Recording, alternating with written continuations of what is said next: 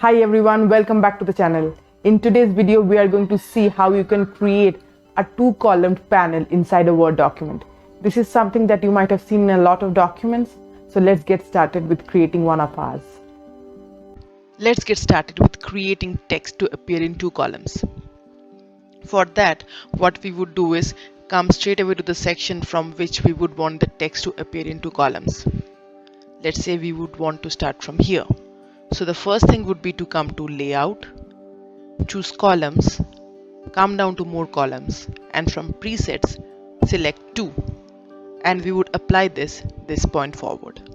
And we would press OK. As you can see, the text appears in two columns. Let's come down and see whether it has been applied all through. So it has been applied all through, except of course the first part of the document, because we said that we would want this change from this point onwards. But as you can see, the text in page 3 isn't really a lot, so you may want to have the display which is the default, which is in one single panel view.